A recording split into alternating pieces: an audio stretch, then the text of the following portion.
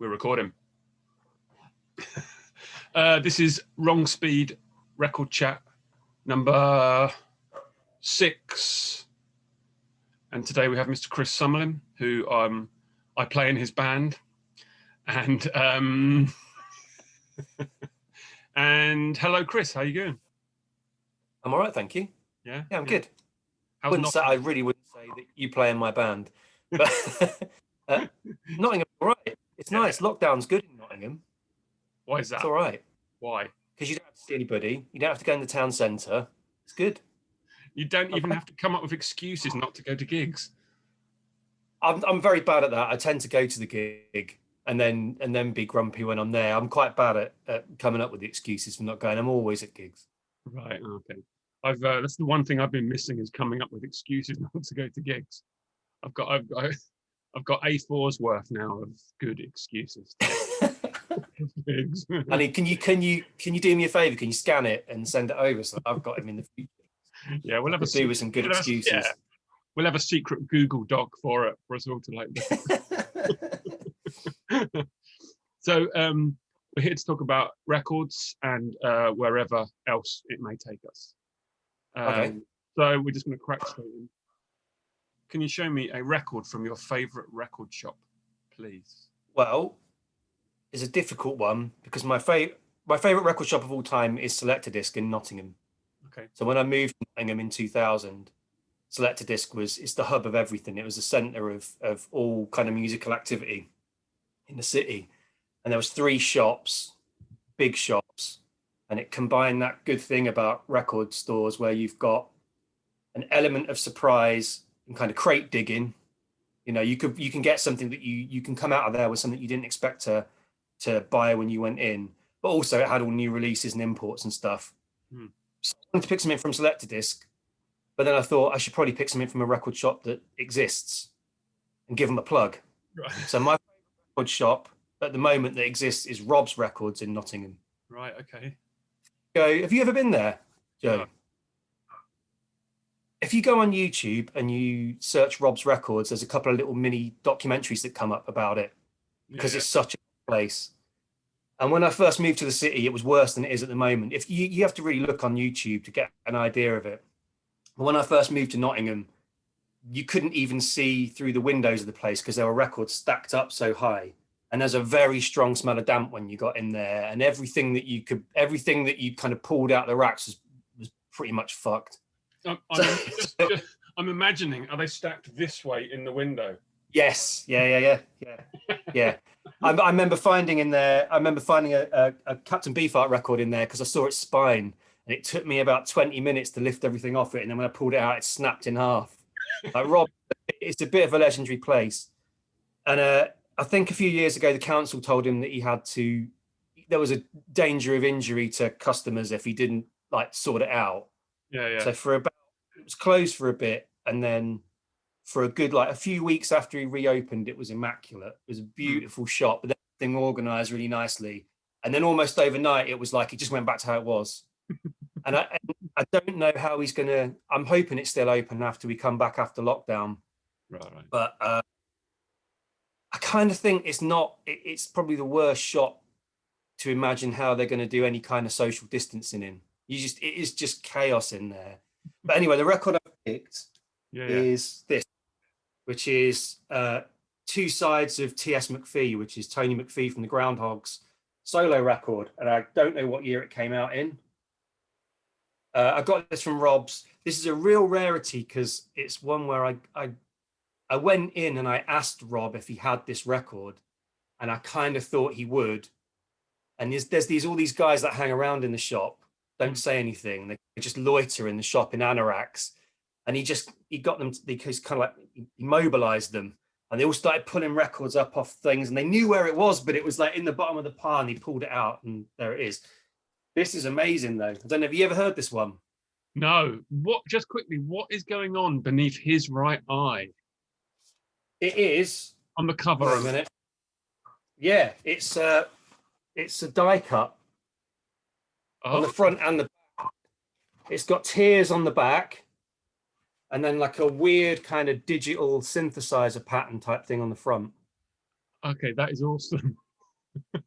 And it's one side of like solo acoustic blues, and then the whole other side of it is called The Hunt, and it's a primitive synthesizer piece in protest against blood sport.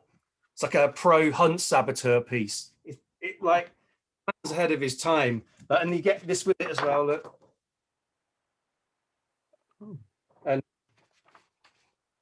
it's crazy stuff. Yeah, and it says in the middle of it, support hunt saboteurs. Really good.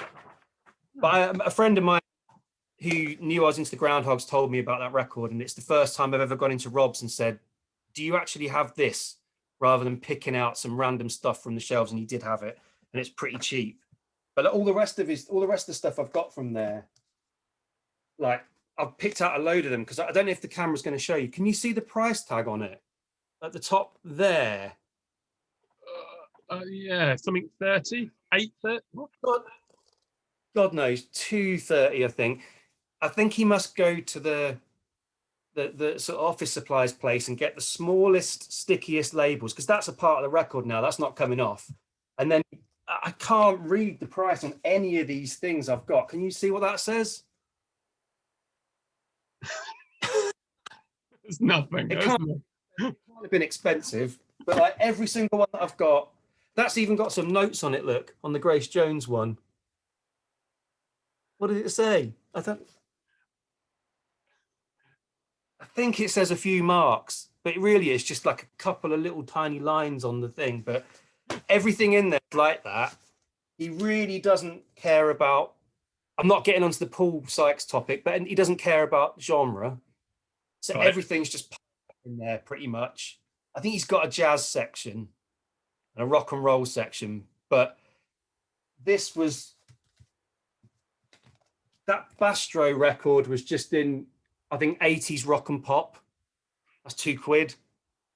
And occasionally, like, someone will sell their record collection to him, and there'll be text messages go around everybody like this.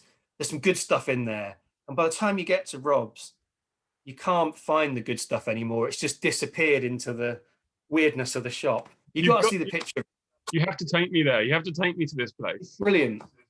It's brilliant. And he doesn't like music. Rob doesn't like music. He knows a lot about it. He DJs Northern Soul, which is always a sign of someone who doesn't really like music. But he doesn't have a record player at home. And when you go in there, the music that's playing in the shop is like the shit local radio station playing pop music. It's really weird. But he's got all these records in there. I'm just looking at other stuff. Like, I think as well, like when I moved to Nottingham, I was on the dole for ages. So the idea of going and buying deluxe records and getting the new stuff when it came out was only really applicable for some things I really wanted. So if I wanted to go and buy records, I would have to go and buy things from there, and they wouldn't be things that were particularly popular, which is why, my favorite Beef Art record is Clear Spot, because you could get it at the time for pretty cheap, whereas you couldn't get Troutmaster. No, right. Or, Harry Nilsson's like £1 in there. So you can learn to love it, because that's the money you got. Or ZZ Top as well. ZZ Top was already cheap. So, I feel like that Harry Nilsson is like a Nottingham staple. I know that you've covered in Grey Hairs, you've covered Harry Nilsson. It's everybody has that record because it's in Rob's and in every sort of secondhand shop. This was, I think it says £2, but it might say Z. I don't know. Who knows what it was? But yeah, it's a staple because it's cheap and people want to buy stuff because it's. I mean, I'm not really. Yeah. I got a lot of records, but they tend to find me rather than me going after them. I think. Yeah, that's because I got this here. Yeah. Hang on. Have you got a gatefold one? Yeah, look at that. Yeah. Hang on a minute. Let me find. Yeah. Yeah, but that's like a. I paid £10 for mine. Well, that's a Rob's £3 staple for years, and also Tejas was really cheap because no one really wanted that one, and that is my favourite because I'm trying to get my money's worth. I'm trying to get like my meager amount of money's worth out of whatever it is that I'm buying. So I'd love to have bought really collectible things and underground classics in that time, but I didn't. I was just trying to get the most I could for like a tenner or something. Bank. So that's why I bought Yeah. this kind of slightly crap record. Well, no, you know, in the what you might consider to be slightly crap records, but ended up loving them because that's what, you know, No, that's good. what I could get. Yeah, that's like a victory for quantity over quality. Definitely, yeah, yeah. I didn't start buying records as well. Again, like I've watched them all so far, and Paul was saying he didn't start buying records till he was in his 20s, and I didn't either. Everything I bought that was important to me was on CD. And I think it's only when I moved to Nottingham, we had a record player in the house, there was a reason to buy vinyl. I think I'd buy 7 inches and stuff, and I'd buy stuff on vinyl if it wasn't available on CD. But Yeah. I prefer format would always be CD up to a point. Still, I'll buy stuff on CD if that's. I'm really not fussy about the format of things. So those like the next records, they come out on CD. They sound really good on CD. They're long records. They're the sort of thing you might want to listen to in a car or listen to, you know, on a journey. They work really well for me on CD, so I'm fine with that. You know. yeah, yeah. I've always wanted those next records on vinyl, but I can understand why they're not. They did one, didn't they? They did. I think they did Vertigo on vinyl because that's the length of it works for it. But I don't know, like some of them, they're better because they're really long, and you almost forget about how long they are on CD. Whereas if you had them on vinyl, you have to be reminded every so often of how long they were, and you'd hear all the surface noise from it, which doesn't really suit them. So I can see, not really that.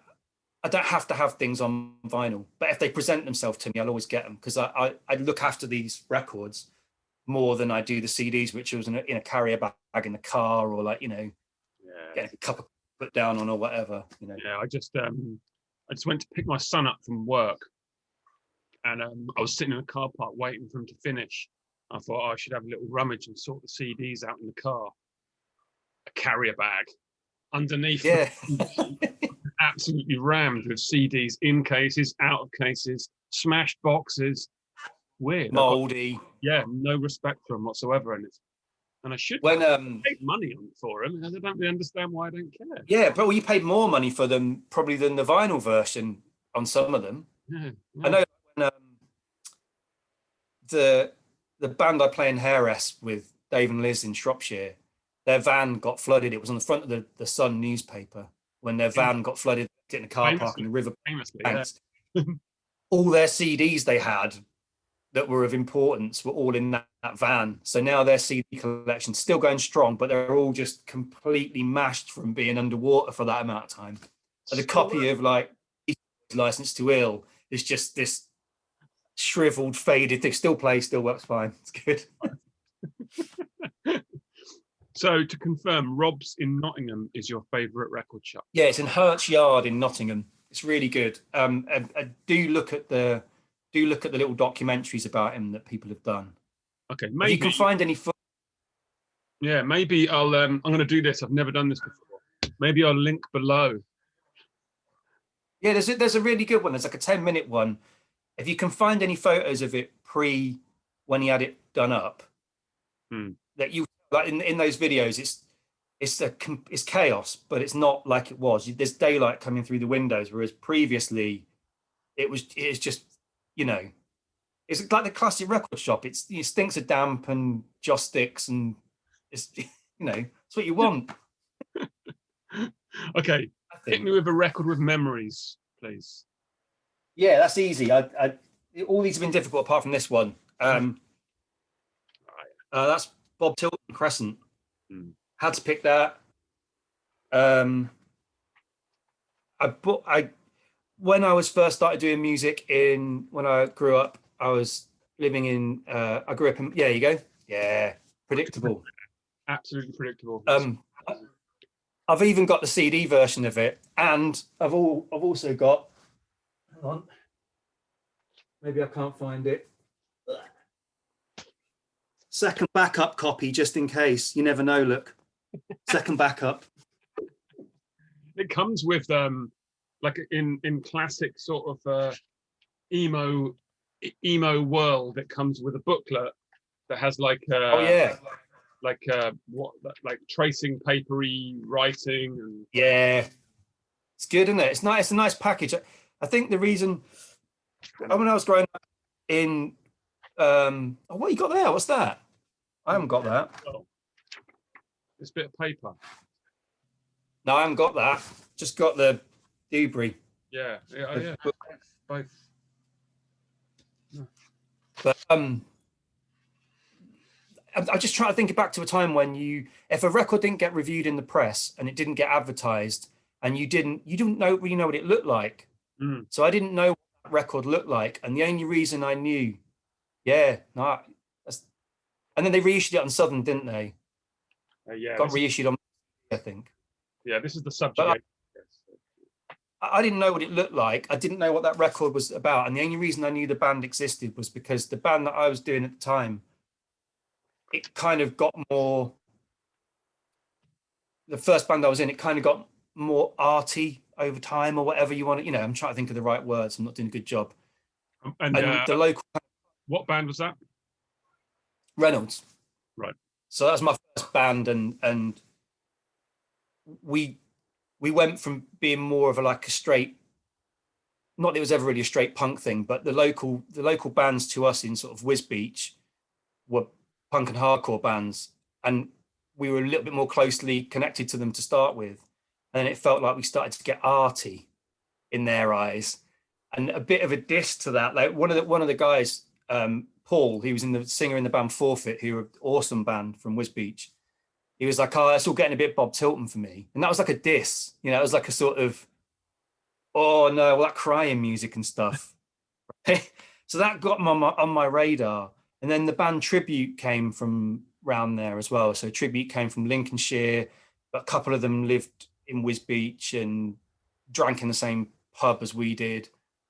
So they were on my radar. But then I went to university in Northampton. I still didn't have that record, and Northampton had a shop called Spinner Disc that was like a sort of not quite as good selected disc, but it was still good. It had a big vinyl section upstairs, and again, not a lot of cash, so I'm looking through the bargain bin, and I just picked that up because it looked interesting. Yeah. It's an interesting looking record, and you can't really see what the title of it is. And I had no idea what this thing looked like, and I picked it up, and it was like £3 in the bargain bin, and I was like, "Oh, that's it. That's the one I was looking for." And I'd never heard them up to that point. Didn't see them live. So the first time I heard the band was that, and it's pretty, for me, like pretty life-changing stuff, That's a great. Yeah, and it ends up with me moving to Nottingham, playing with those guys, some of those guys. I've played with most of the people in that band over the years and different things, and it feels like it reminds me of being at home. It reminds me of going to university, and it reminds me of moving house. Not like when I moved house and I moved to Nottingham. That's it. I can't listen to that anymore because I was living with Neil from the band. It's not like I could blast it on the stereo or whatever. But it still has. When I play it, it still sounds. It's an amazing record for that. I'm not so keen on other things that sound or that you might lump together with that, but I think that one stands up really good. Right. Who would you lump together with it? I don't know if I would lump stuff together with, but that's sort of British emo thing, for want of a better term, of the era. Some of that stuff doesn't stand up as well to me. Right. And a lot of people who are in these bands, so I'm not going to say who doesn't, but like it doesn't, that has a quality to it that gets beyond. Right. I think it goes beyond the genre. It's like it's an exciting record to listen to. I love the fact they recorded it themselves. That was a big deal to me. And it definitely affected. I don't think like the rest of Reynolds liked that band as much as me, but it definitely had an influence on Phil wanting to record music and do everything in house.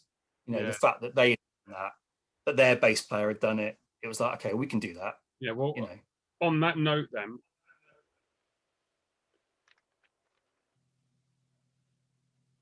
Oh yeah. Okay. Yeah. Yeah. This is the only record I've got here in this room of yours. I've got like Kogumaza albums. I've got virtually a lot of what you've done, but this one here was really this was really important to me. Okay. Because like late 90s, we were finding our way with doing things ourselves, and it was really nice to meet a group of people from a different area of the country doing a similar thing, be it Gringo people. And this isn't on Gringo, this is on Errol, right?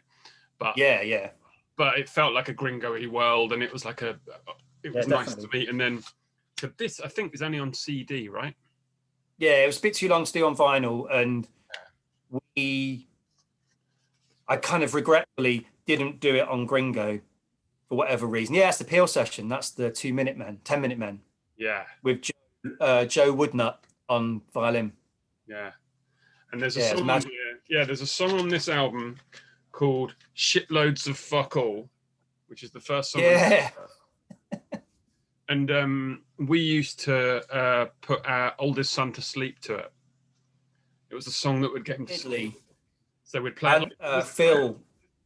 Go on, sorry. Phil, the bass player. Phil, the bass player's daughter, is 14. She's 14 a couple of weeks ago, and her friends at school have found out that Phil was in a band, and that is one of the song titles from the band, and it's caused disruption in the household apparently. I thought it was a good idea though. Well, I don't know why. We were always quite sort of perverse as a band, and I like the idea that you would call your most sort of beautiful song that. Yeah, but it's that thing where you we had a list of songs that would send the kids to sleep when they were, 2 and whatnot, and that was one of them. So there you go. But that was weirdly that song was written with a different band. So that was originally played with Che from Bob Tilton, John and Hutch from they're all from the band Tribute, but they briefly reconvened that band Tribute, and I ended up playing guitar for a couple of practices, and that was one of the things we brought in. So that I brought into it, and we played that through as that song with that band, I think, before that part, and then I ended up going back and doing that with Phil and Kev, better with Phil and Kev. Right. Just in case. Yeah. So this must have, judging by the fact that photo's in there, this probably came out 2003. Yeah, and we recorded it sort of twice. I think we did it. We were having my memory of it, and Phil's memory is probably better than mine, is that we recorded it all like you should do, Steve Albini style, live. You do it like that because that's what you think you're supposed to do. And then we were having like a bit of a crisis about how the band's music would work, being an instrumental band. We didn't want to be like a math rock kind of band. We wanted to have something else going on, and we weren't quite sure how to do it. And we literally just cut the performances up. We had that on that you remember that digital machine that Phil had? We literally took the bits that we thought weren't good and just hacked them out the songs, and then filled the gaps in with what ended up being the record. Right. These kind of weird, drifty parts of music, and then these rock parts that existed from the original thing. So Phil ran Place Position Studios. Yeah. And he recorded the first 2 Colossus albums. He recorded Hates You in Bob's work and brought his studio down, and we set up in Bob's work, which was just an office that we were allowed to use for the weekend. And then he recorded the second album, 2, in weirdly in AC/DC studio in Angel, which we somehow managed to get the keys for the weekend, and went in there. So in this enormous room, the size of like a basketball court, we set up in the middle with like Phil's gear. And so he brought his studio down. Yeah. No, it didn't work, did it? We had to do it twice because he deleted the first version. That's when he went to using computers. I think that's what sort of knackered the studio. I think it was good when it was all hardware, and you could just record to a tape or to a disc recorder thing. But, yeah. So Bob Tilton was your record of memories, and that is yes, definitely. With apologies to Bob Tilton members. Bargain find. Hit me with a bargain find. I got a couple, because I wasn't really the best bargain find I ever had. I don't own. The two best bargain finds I no longer own. So when I first moved to Nottingham,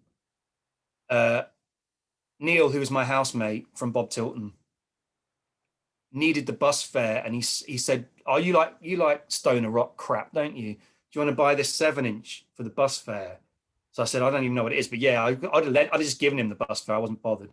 I gave him 70p, and it was the Gamma Ray 7-inch, which is Queens of the Stone Age before they were called Queens of the Stone Age. So it's two good tunes off the first record on a 7-inch on Man's Ruin. And then I looked at what that was, just found out it was worth an absolute fortune, and sold it for over 100 quid, right?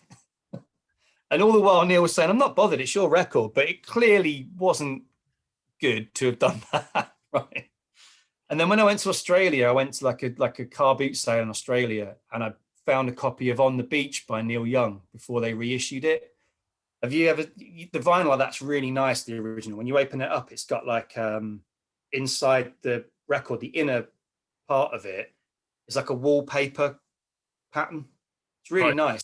They've gone to the bother of doing that. You know, like when you open the record up, like that bit of it inside is printed. Oh, yeah. I've got a couple records like that. Not that one. I don't have that one. But... And that was worth a fortune at the time, probably still is. And when I got back to the UK with it, I was like, "Neil, check it out. I got that." And then I thought, all right, for you. Because like I felt bad about it. So both my two bargains I don't have, but this was £3, which is Pharaoh Sanders' My Gifts, or Zifo Zam, it's called. I love that record. Yeah, I do as well. And that and this, which is Ornette Coleman's Science Fiction, they were all on like a reissue label in the early noughties. And when the record shop Fop opened in Nottingham, they had the whole back of the shop was just like a warehouse of stuff that they couldn't sell in other, like they bought it all in bulk from a distributor, and everything was £2 or £3. So I think that was £3. And it's like, well, I'll take a punt on it. I don't know what it's going to be like, but it's got Sonny Sharrock on the front of it in a fishing sweater. So how bad's it going to be? And it's the best, like balance on side A with all the big drone in the middle of it and all the crazy guitar playing. It's just incredible. Yeah, it's great. Yeah, got to be that. And then I was trying to think of other bargainous things. That's the last thing I bought that was a real bargain, just because someone else had mentioned it. That was £3 from a charity shop at Christmas a couple of years ago. Is that the gatefold? No, it's just that version of it. But right. So it's just like single LP. Yeah, it's really killer. Had to include that somehow.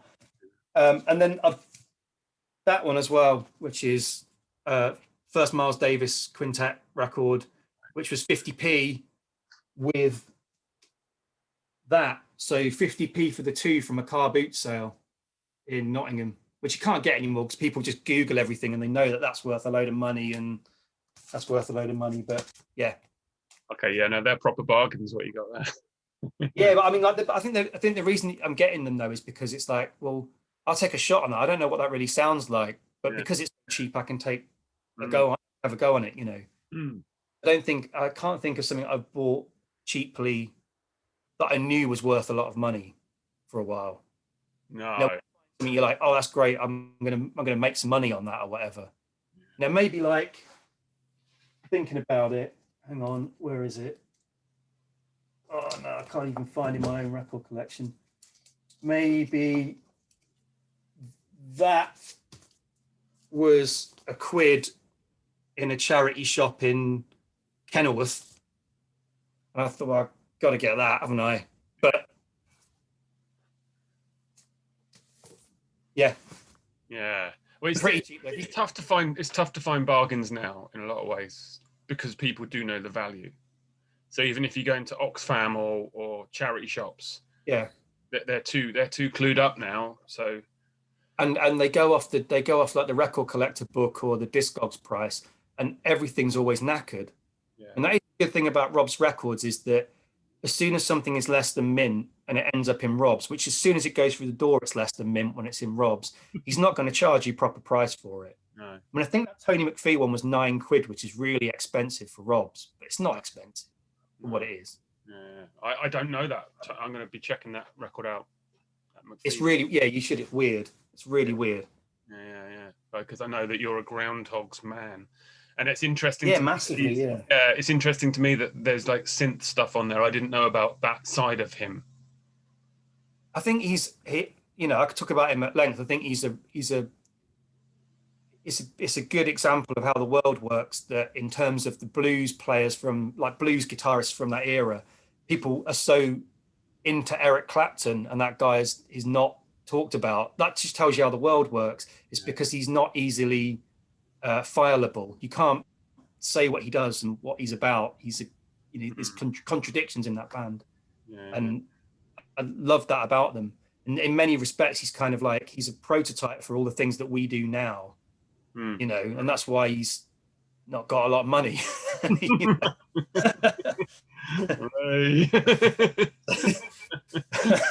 But he's a tremendous man. Yeah. So where are we? Oh, okay. Record bought on tour. I thought it was really interesting when Rue said that he's got to the stage of his life where he buys the same record over and over again. So when we were in, so it's not even open this, when we were in Utrecht, which is a beautiful city, when we went to that big record store in Utrecht, I got Talk, Spirit of Eden from there. And I was really stoked. I was like, yes, I've always wanted that. I've only had it on CD. I always really wanted it. Got home, got to the record collection. Of course, I've already got it. I've already got an original version of it. I don't have any. Actually, look, Rob's Records, looking at it. I didn't notice that earlier. £1.80 from Rob's Records. Original version of that. So, yeah, I got that on tour, and I'm in the world of Rue now. I can't remember what I own and what in going through the records for this, I was looking at stuff, and I can't see if I can find it. Hang on. Right, here we go. I'm a massive Hard Milk fan, right? And I look for that record when I'm at work on Discogs just to see if I can get it on vinyl occasionally, just because I do really want that one. I don't own any Melvin's records, but I really want. But I've got it, and I have no recollection of where I bought Special. No idea. Do you think that's their best record? What's that? You think Special Wishes is Harvey Milk's best album? Yeah, or I like the Pleaser.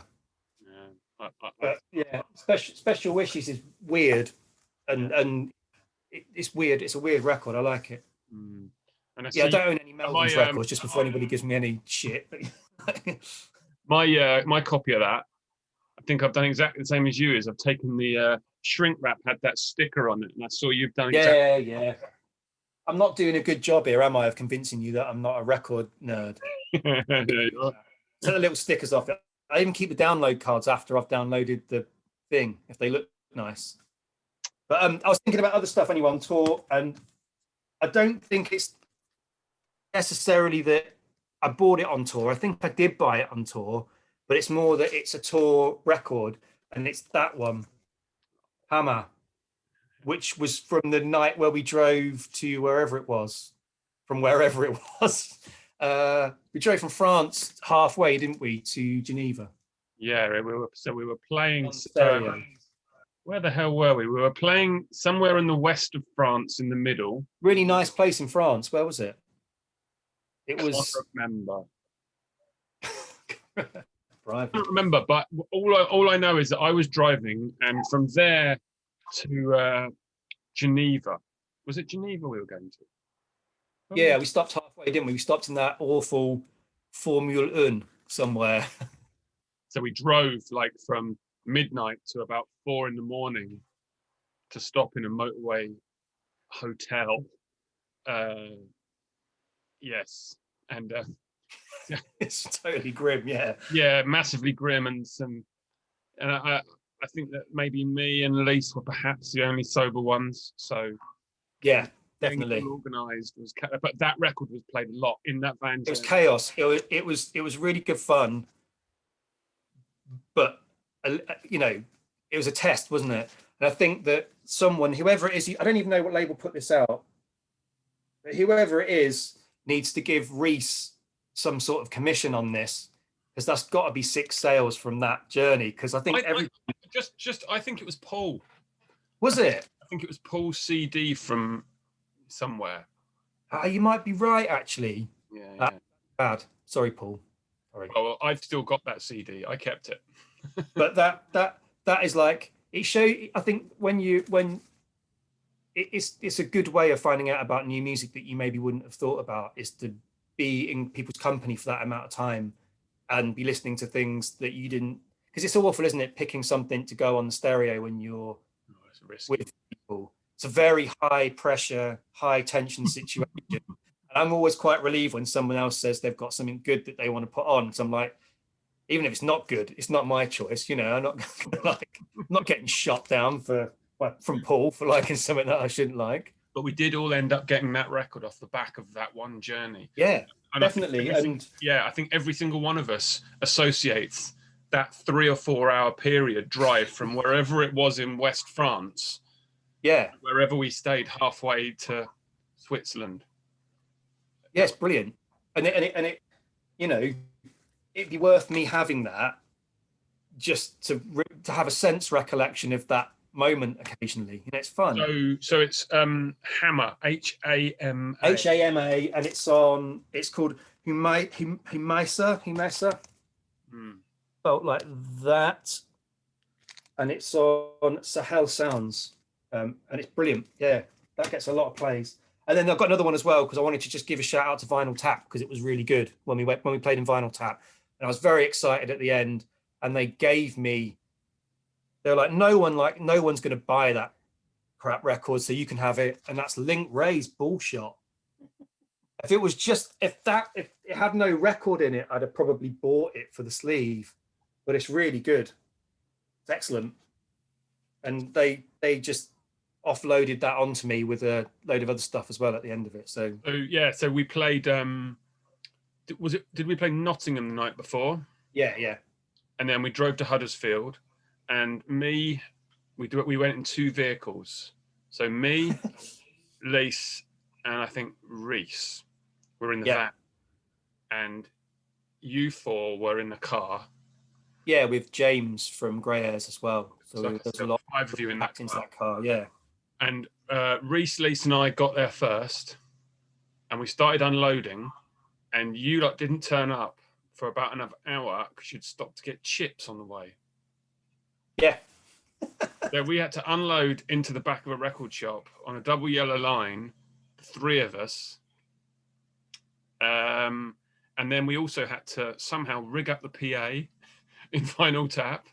No, we didn't though, did we? We tried, but it didn't. Even at the gig, it didn't really work. But it was good. And then we all, I imagine, bought records.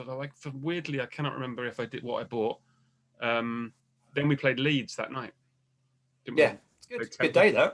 Yeah. Yeah, it's a good day. So I'm pleased. I think Vinyl Tap is a good one for that. Going in with an open mind and not seeking particular things out, and because they've just got so many racks, you're always going to get something exciting in there. And Link Ray. Yeah, it's the basement, isn't it? Because upstairs has the new stuff. Yeah, which is good as well. Yeah, and downstairs has upstairs really good, and all the people who work there seem that they're quite up for chatting and talking about music and stuff and recommending things. I know that you need to tell me, don't tell me on the podcast thing, but you need to tell me about the rumor that you got told about a band when we were there. Exactly.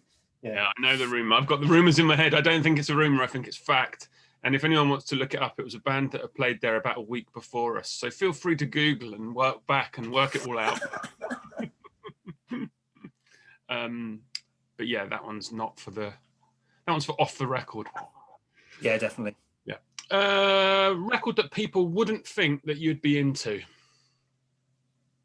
I don't know what anyone would think I would be into, but I asked Katie, my life partner, whether I said, like, what sort of music do you think I listen to that you think you just can't believe I listen to it? And she said, without missing a beat, 90s rave. I don't understand why you listen to that shit. I hate it. but I don't have any. I don't have any records from that. So I didn't buy I didn't have a record player when I was into that. I didn't. So I just taped all my friends' brothers' records or bought those like 4 or 5 cassette packs that you got from Dreamscape or like whatever else. So, and I don't have any of that anymore, and I don't have any of the records, so I can't count that. So I was thinking about it, and I thought about including. Hang on a minute, where is it? I was going to go with this, but I just can't handle the. I can't handle the Facebook fallout of talking about this with people like Lee Fisher. But I was going to go with McCartney because I love McCartney. Like I cannot. No, yeah, but I'm not going to go with that. I'm not going with McCartney. Facebook. I'm going because I can't handle it. I can't handle the comments. Like, yeah, if you got any thoughts about Macca, pop them in the comments, and I won't read them. But the thing that I think is I am obsessed with a Japanese guitarist called Takeshi Terauchi.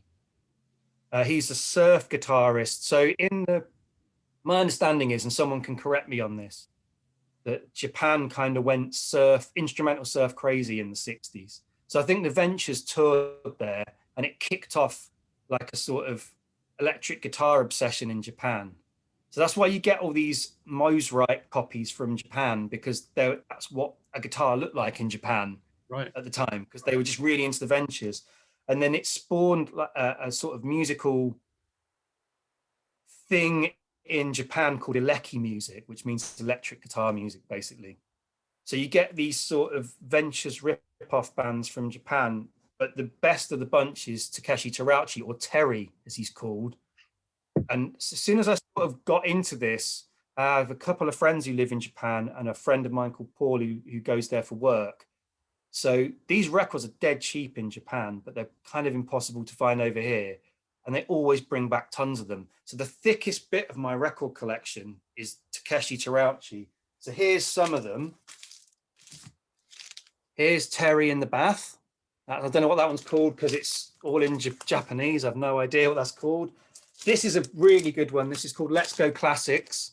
So this is Takeshi or Terry and the Bunnies, which was the band he was in at the time. But this is their reinterpretations of classical music. So if you look at the other side of it, it's a bit shiny, isn't it? And you see they're all dressed up like they're in classical, they're Mosrites, right? So there's a version of Beethoven's Fifth Symphony on this.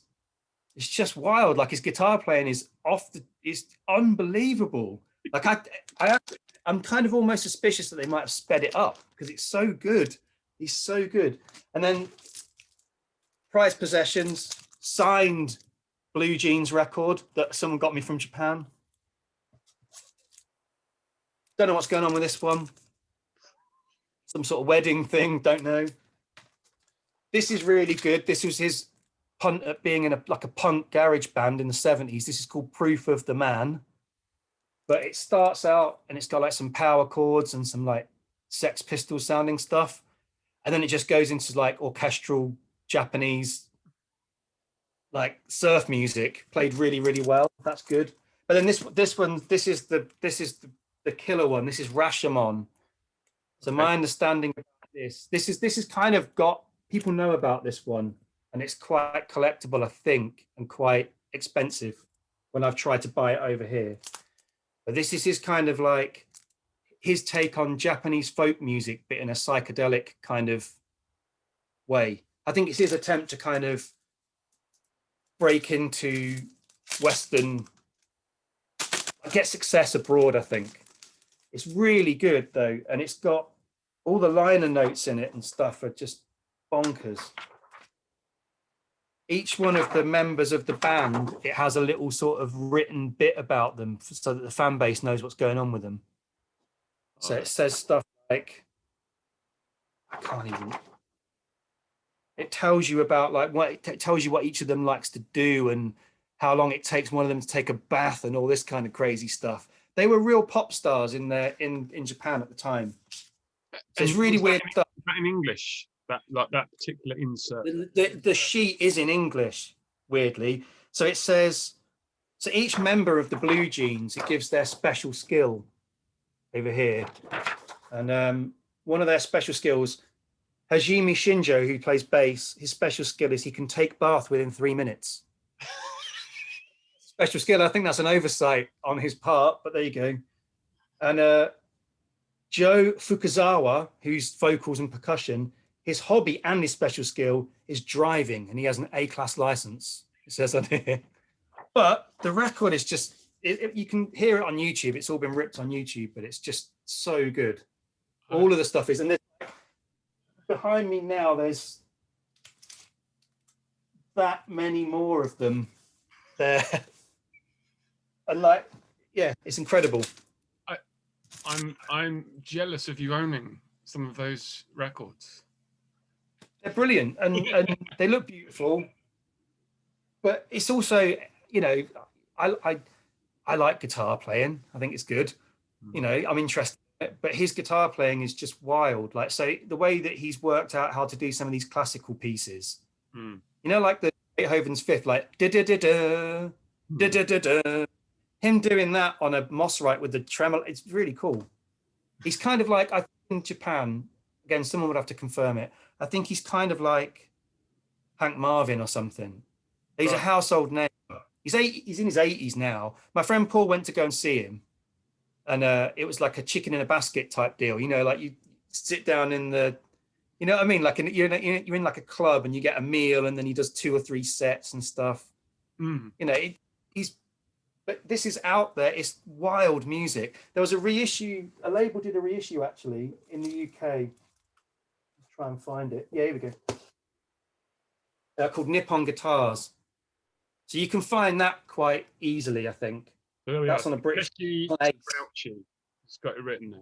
Yeah, Takeshi Terauchi, or Terry, he's called. Yeah, should have come up with a better name, I think, rather than Terry. But yeah, so that's. I don't know if that's a massive surprise that I like something that is like a guy playing a Moss-Right weirdly, but it's weird music. Well, I don't imagine. Well, I don't imagine many people have heard of him. When you find someone who has, it gets quite, you know, it's a deep rabbit hole to go down. When you find someone else has heard of that person, it's like, oh, we're mates now. That's it. You know, like... God, I'm going to be checking all that crap out. I'll send you a link. The Let's Go Classics is insane. It's brilliant. And did I saw that some of them had like the Obi strips still on? Yeah, they apart from Rashomon, that one's a really good one for that. Yeah. It's got I just noticed it's got the seating plan from the gig that my friend Paul went to on the back of it that he's included. And he got his plectrum for me, which is up there somewhere amongst the cans of WD-40 on the top of the record shelf. Well, you have a very tidy record shelf. Let me be the first. It wasn't the other day. Like I just showed you what's behind me, and it's not tidy. The whole rest of the room's not tidy, but the record shelf's tidy. And you've not got trousers on. Oh no, of course not.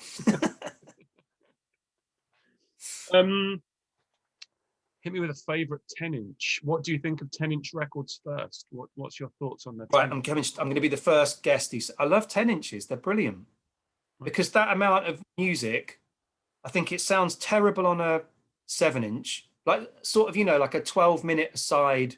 If say you've got between 12 and 20 minutes of music that you want to put out, it sounds really bad to try and cram it on. You can get like 8 minutes on a 7-inch, can't you? If you really don't mind it sounding like crap. Or you can put it at 45 on a 12-inch. I don't know. There's a couple of ways around it. So I've got some ways around doing that, but I've got loads of 10 inches here because I'm really determined to do a good job on the 10 inches. This is my favorite 10-inch. Okay. This is the X-Rays, live and naked, looking through Gary X-Ray's eyes. I think there's only 100 copies of this. Look at that sleeve. Can you see it properly? Yes, it's shiny, but yes. Oh, yeah. Look at that crop on the back of that. So this is before the X-Rays split up. Andy from Viral Age put this out. This is just a live recording of them practicing. Right. If you don't know the band, it sounds like they could do with more of it, of the practice, but I think this is peak moment for them. And I'm pleased to Yeah, they're kind of new bomb Turksy, right? Yeah, but I think that, I don't know, all the way that people talk about those kind of garage bands being like wild and out there and stuff like that. I think that there's a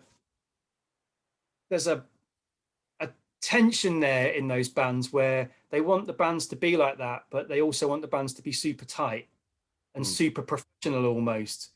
And I kind of like the fact that the X-Rays, they've taken all that stuff from the New Bomb Turks. They've taken like their love of the Saints and garage rock and stuff, and they've really not let being tight get in the way of their enthusiasm for what that sounds like. Like some of the best things I've ever seen live have been the X-Rays doing stuff. They're so good. And like, try to think, that's a cracker if you can get it. Double Godzilla with Cheese, which is, I can't remember what record label it's on. It's on Empty from Seattle. Right. So but this was like just right before they split up, and Andy put it out. And I've just noticed I've got a photo credit on the back. I can't work out whether they're dissing me here. It says other photos by Chris and some other punks. Does that mean I'm a punk? I don't know. Am I not included in the other? But anyway, whatever. But it's really good. So more 10 inches. Moondog and Friends, 10-inch. Always came out on a 10-inch. Really good. William Burroughs and Kurt Cobain, the priest they called him, with William Burroughs doing spoken word over Kurt Cobain's guitar, with the etched B-side. I mean, daft idea to do a one-sided 10-inch, but whatever, if that's what you want to do. Who would do that? and by the way, like, just quickly, you don't need to talk about it because Barney's talked about that record. Okay. I mean, well, what else do you do? Like, if you've made 13 minutes of music, what do you do with it? So 10-inch is perfect. So here's more, because I'm sticking up for the 10-inch. See, Breeders head to toe, and whatever that one is. I don't know what that one is, but Breeders. Spin the Dogs, Cats. That's a winner. You ever heard that? I haven't. Is that? It's not. Am I completely off the mark by saying Luke Younger's in that band? Yeah, I don't know if Luke was in. Luke wasn't in them at this point. I don't think. Oh God, I can't remember.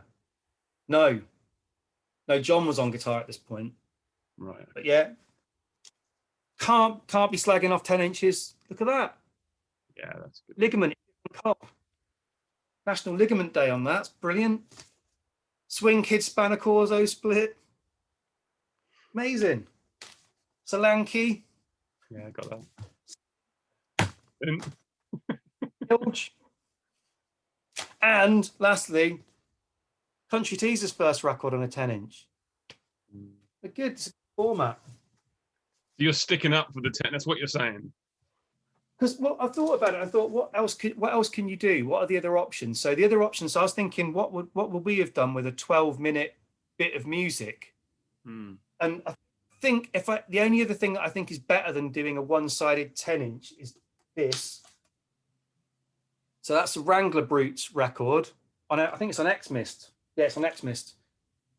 And it says on the front of it, 32 songs on it. You're like, oh, amazing. So you get through the first 16 songs and you flip it over and you're like, oh, I could really do another 16 of these. And it's the same 16 songs on both sides. So we should have done that, really.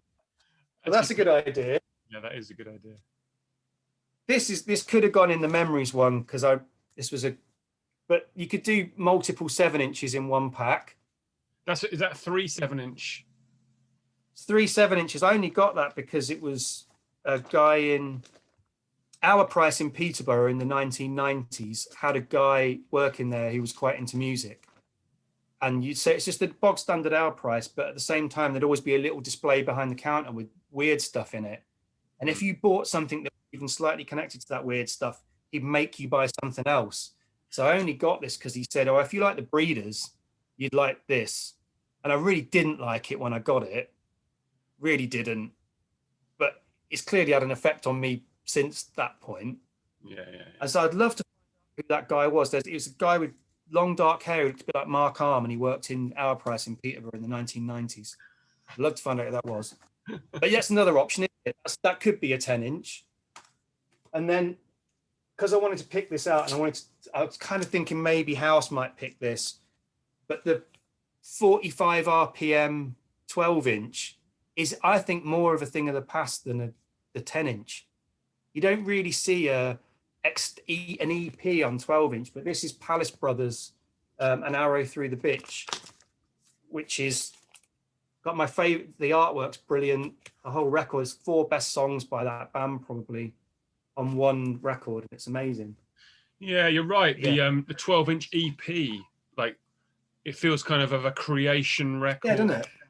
90s sort of. But, you know, I've got some of those record like Swerve Driver EPs and whatnot. I think are completely solid. Yeah, and I mean, it feels to me like it was the other side of the time when you'd have CD singles. So you try to max out the amount of music on something to get people to buy it for value. But like, and actually, a good EP, a good 12-inch EP is pretty hard. There's not many of them. That Palace one is really good. It feels like it's not just one song and then they've packed it out. It feels like they've really thought about it. And that's a good amount of music. I think, like, you know, sort of 15 minutes is a good amount of music. Yeah. Excuse me. Okay, so you're standing up for the 10-inch. That's that then. That's good. Massively standing up for the 10-inch. That's not even all of them. That's just the ones that I thought were all right. Love 10 inches. So we've got to the end of my list here. Have you got any more that you want to show or talk about? I only wanted to show one more. I should show you that. I only wanted to show one more, really, because I like it, and I was listening to it last night, and I thought I should just do a recommendation. Sanford Clark, They Call Me Country. I haven't taken the shrink wrap off it. This is a reissue of it, because I can't afford the original. Numero Group reissued it, and it's still quite expensive. It is. But it's like a pop country record. Waylon Jennings plays guitar on it, but all the songs are really, they're either really funny or the nastiness of them and the story is really bleak. It's like up and down. It's really good, that record. If you can, again, you can listen to it on YouTube or whatever, but there's a couple of really good songs on it. And we covered a few of these in Grey Hairs, so that was a one. And I wanted to, Patrick Cowley, School Days as well, is brilliant. And I'm kind of figuring you're not going to interview my friend Simo on this, although you should. But I wanted to tell a story about it because he bought this record, and he's a school teacher. He teaches further education. And so he walked back into the classroom and these kids were waiting for him, and they were like, "Oh, you bought some vinyls, sir." And he was like, "Yeah. Hold on. Before we go any further, please don't expose the image. No, I'm not going to. I know we can't edit it, so I'm already one step ahead of you. It's fine. But they said, let's have a look at what records you bought. So Simo handed it over, and they said, can we unwrap it? And he was like, yeah, unwrap it, go for it, whatever. Because that's pretty austere, isn't it? The front of that. Yeah. Pretty serious, serious looking. It's all music. School Days is soundtrack music from 2, I guess, 70s gay porn films. And it's one of the, like, in terms of instrumental, transformative instrumental music, it's one of the best records ever. And the gatefold of this shows some of the artwork from those films. Yes. And Simo kids found that before Simo did. So, and I kind of wanted to and I think he immediately saw his teaching career flash before his eyes and whipped it out of their hands and stuff. But that's a brilliant record, isn't it? So good. 100%. And the other one, the one he did, I can't remember the other guy's name, Catholic. The album's called, it's a duo with him and somebody else. It's called Catholic. And that's another one that's on my radar. I'm not going to go on Discogs and look for it because I can't bear that. But if I ever see that in a shop, that'll be snapped up straight away. That's really good. Yeah, that's the other two that I wanted. Patrick Cowley stuff's really good. It's what's the label? Dark Entries, right? Reissuing. Yeah, because there's a whole load of other stuff came out in the last year, isn't there? They found some other tapes and stuff. I need to kind of catch up on that. But again, I can't face internet record buying weakening from that. So I'll just have to wait until I see it somewhere and then snap it up. Yeah. Well, it was good to talk. I was just going to have a quick flick through here to see if there's any records. a whole bunch here that I'm really surprised you didn't show for whatever reason. Okay. So Yeah. I might, for the hell of it, just flash them before the it. camera, and you can just like a couple of words about each or whatever. Just because Yeah, go for it. Yeah, if I own them, yeah. I think they're all records that are really either important to you or you really like. So here we go. Yeah, go for it. Quite Yeah. So, yeah, love that. I think that is my. Where is it? Ah! Oh God, now I can't find it. It's this band here. Have I got that? I've got that somewhere, definitely. I think that's the. Again, it's like it's out of genre, isn't it?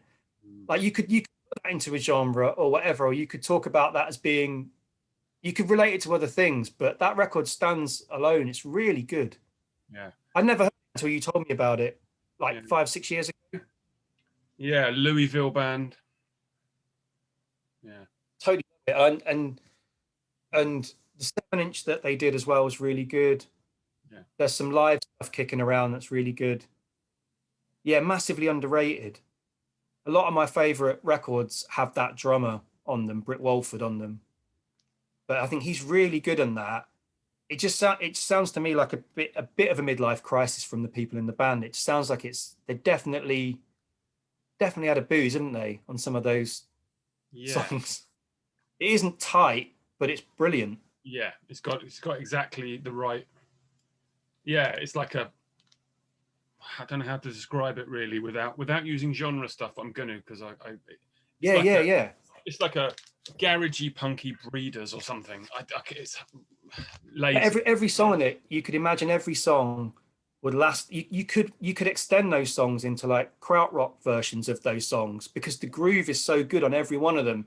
You could just extend them forever and they kind of work, even though they're only 2 and 3 minute punk songs. Yeah, they're really and yeah, I think that record. Tim Ruth, the guitar player on that, he's unbelievable. And I didn't realize. I might be getting this wrong, and someone can tell me if I am. He plays on a 4 Carnation record as well that I really like the guitar on. I always thought the guitar on that was really good. So to find out the same person's kind of, I don't know, shows that I'm not deaf. But yeah, on that is wild. Great. Yeah, love that. Let's okay. I've got 2 minutes. I can see one in there, definitely. Which one? Which one? White back cover on it. I know what that is. I can spot that. Yeah. Right, yeah. We'll talk about this one and then no more because I've got too many here and I know you love them all. But, you know. But I love this record. This is a touch and go release. And I think it's probably it's not my place to say, but my guess is it's probably one of the records that they didn't sell many of on that label. Well, I don't know. I mean, I went to their Touch and Go. I went to the 25th anniversary thing of Touch and Go, and the Monorchid played. Yeah. And what I loved about it was some of those bands on Touch and Go. They're quite they're quite precise. They pride themselves on never really changing. The circumstances of a gig won't change what they're going to do. They're going to, like the Jesus Lizard, you know, like they're a machine, aren't they? Yes. Right? And the Kid really aren't like that. Like circumstance seems to change them when they were playing. I went to go and see them twice when I was in Chicago. They reformed and they did a warm-up show, which I've got no recollection of seeing because I was enjoying myself very much. and it's a big thick. I'm trying to see if I've got mine to. There you go. Yeah. Colin Kearney gave me that record. But yeah, they're not really like a typical touch and go band for me, in that they're loose, aren't they? And it like when they those gigs, they weren't. They do. I think they sit together, these two records, a little bit. Yeah, there's two sides of the same thing, definitely. And I feel like the reasons that those bands existed were the same. Like they were kind of rebelling against other bands that were around them, that their peers were doing, that were too austere or tight or whatever else. It just feels like this is a bunch of people saying, like, fuck that, I'm not bothered about that. I'm gonna make music that's that falls apart, and I'm gonna not worry about being embarrassed by something Yeah. going wrong, or I can't describe what I mean. The skull control ones are really good as well. From that, I can't even work out where they are in my. That's the same guy, right? Is it Chris Thompson? Yeah, I feel it's almost like, I don't know, maybe I'm wrong on it. I'm sure someone will tell me, but it feels like they're the same sort of band to me. I don't even know where they are. Yeah, it's got the Skull Control records. They feel like the same thing. So it's Andy Coronado and Chris Thompson were in both bands. Yeah. And the other people in the band were different, but they feel like they're the same kind of thing. They feel like they feel the 4 records feel like they could be from the same band almost. Yeah. No, great record. Love that band. I'm going to end, but I'm going to end on this one because this is the Wolves of Greece album that's coming out around now. Yeah, good plug. Yeah, but it actually follows on from those two in as much as it's sort of the band was kind of I don't like, they had an element of chaos to it that was definitely freeing. And so Chris was in the band. They existed from 2000 to 2004. It was a fella from this band on drums. Yeah, Steve Hilton's, Chris and Phil, and I love this record. And I like both sides, but I particularly like the live John Peel side. It's a live show recorded in Nottingham, and it sounds 100% authentic. Like it's not put on at all. Yeah, it's a minor. I think it's a slightly miraculous because we played twice in a week. We had 2 gigs in a week, and the first one was supporting Fugazi, and the second one was the live John Peel thing. Yeah, that's pretty good. As a week goes, that's pretty good. Yeah, so it's on Gringo. Gringo did the 10-inch, and they've let me be involved as well. So yeah. Well, you're very into doing it. I just can't believe how it turned out. We didn't even contemplate keeping the rights. Like when the BBC used to say, "Do you want the money or do you want the session?" You could have your money. We didn't even contemplate beforehand the idea that we'd want to ever do anything with the recording. Right. And we played so badly with Fugazi the week before. We were just like, well, there's no point in keeping that recording. Yeah. And then I think we nailed it better than we did on the actual record. And it's the only gig I've ever done where it felt like it was a bit in slow motion. It just felt really good all the way through it, and really good fun. And the whole evening was pretty memorable on a lot of levels. And it's nice that exists. It's brilliant. It's for me. I love being involved in it, just even on that level, just as releasing it, because it kind of follows a lineage of a lot of earache bands, and sort of Nottingham and Midlands being Napalm Death and Heresy and Godflesh and a few others who, especially early on, their best recordings were Peel sessions. And I nearly picked. I'm not going to go on, but I nearly picked this as one of the records. Like that's Peel sessions, and it's really good. John told me on the night that we did the session that's recorded that they were his favourite Peel sessions. Heresy was his favourite band to do Peel sessions. So I'm sure he says that to everybody, but yeah. Well, who knows? But I like the lineage anyway, and it's. I think it's an important musical document, and it's excellent. It exists. So, Mark, thanks for doing it. Okay, thank you very much for chatting, Mr. Chris Summerlin. Yeah, I hope that's all right. Brilliant. I've had a lot of fun, and we're going to wave goodbye, and then I'm going to press stop. Okay. Okay. All right. So, see you later, and thanks a lot for joining in. Take it easy.